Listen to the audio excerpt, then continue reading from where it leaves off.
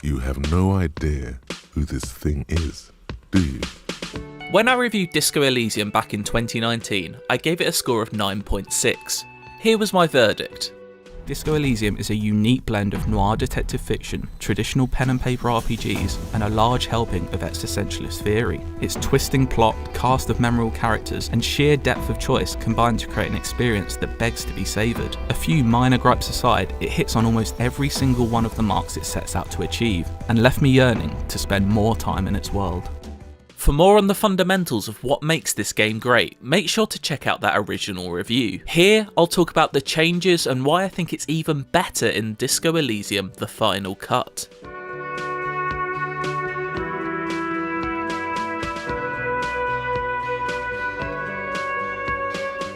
Disco Elysium: The Final Cut expands on its original cast to include fully voiced performances for every character, but none make more of an impact than the 24 different sections of your brain that accompany you throughout the journey. To emphasise just how important they are, roughly half of the more than 1 million words spoken in this sprawling RPG belong to your character's innermost thoughts. It is too large for a bullet, yet too small for a piece of furniture.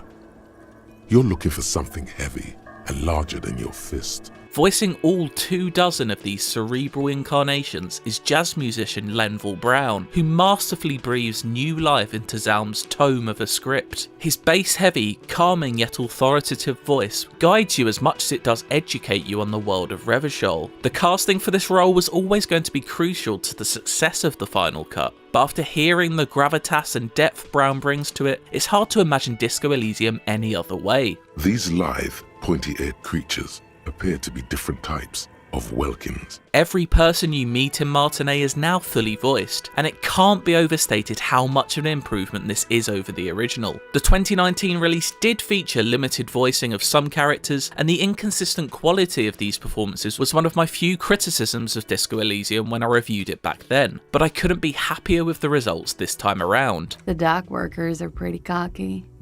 They think they're police enough.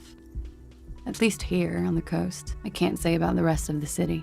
A couple of the cast members remain, most notably those playing larger roles like Kim Kitsuragi and Everard Clare, while others that only had partially voiced roles have been changed. These include Kuno, whose new performance still carries the obnoxious essence of the character, but is nowhere near as grating on the ears as it once was. Kuno gives this info out on a need-to-know basis, and you don't need to know. Practically all of the newly added cast members hit the mark as well. They really add new life into the world of Disco Elysium and further reinforce the diversity that can be found in the city, with a globe full of accents and languages being spoken.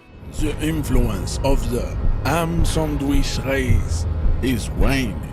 The biggest compliment I can pay to the vocal additions is that all of the characters sounded exactly how I imagined they would when I first played. It mirrored the joy I get from first hearing an audiobook or film adaptation of one of my favourite novels, with the voices I once solely heard in my head finally played back to me.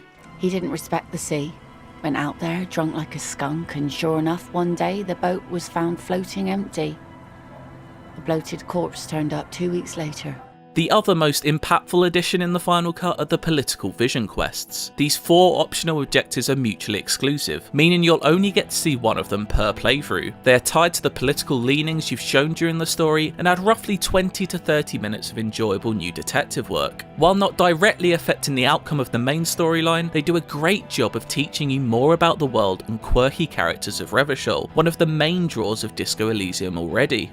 Fight till there's no slaves below and no masters overhead. The original release included a lot of political theory, and many of the dialogue choices you made influenced your character's leanings, from fascist to liberal and everything in between. However, there never felt like there was any sort of payoff or closure to whichever path you took. The Final Cut provides exactly what was missing by adding these questlines late into the story, allowing you to fully commit to a branch of ideological thinking. In my playthrough of The Final Cut, I chose to embrace communism, which culminated in a bizarre, bewildering, and ultimately enriching conversation with 2 new characters I wouldn't have met otherwise. Revachol and its socio-political history were always one of the key strengths of Disco Elysium, so naturally I was more than happy to delve deeper into that while simultaneously being given more opportunities to build out my protagonist and find his place in the world. Your attention detaches.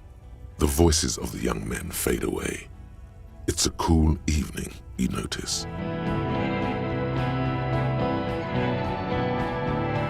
Disco Elysium is still the unique blend of noir detective fiction, traditional pen and paper RPGs, with a large helping of existentialist theory that it always was, but it's now even better than ever, removing any of the minor gripes I had with the original by adding new quests and a full cast of well-voiced characters. The final cut elevates Disco Elysium from an already phenomenal RPG to a true must-play masterpiece.